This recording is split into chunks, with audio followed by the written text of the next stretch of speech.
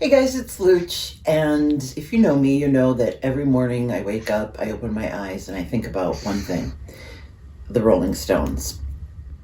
And I have a documentary for you that is about the legendary saxophone player Bobby Keys.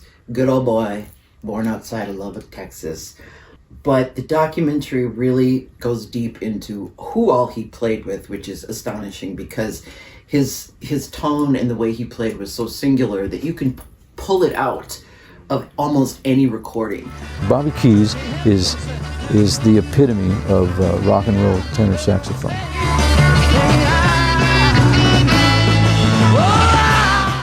He played with Delaney. Bonnie played with Joe Cocker. He played as a session player with many people, Harry Nilsson. But perhaps most prevalent was the Rolling Stones. And he was really good friends with Keith. They were born on the same day, same year. And they had an instant bond. They both like to push things to the edge.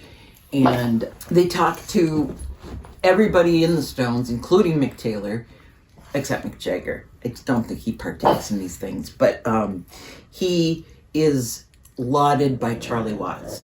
Bobby Keys is not the best saxophone player in the world. He's the best rock and roll saxophone player in the world. And that should tell you something, because I think Charlie Watts having the background of jazz and knowing horn players, but he knew what Bobby Keys added to the Stones. And it was something that Keith felt like was just an unspoken understanding. He knew exactly what to play, when to play it.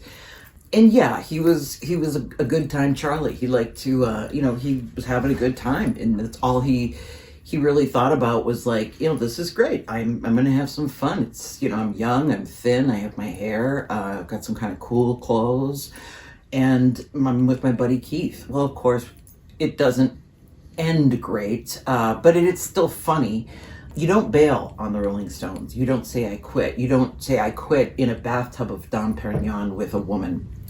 When Keith knocks on your door and says, okay, showtime, mate, you don't do that. So he paid that price. But there's a lot of very interesting footage of him going back to Texas and playing with Joe Ely.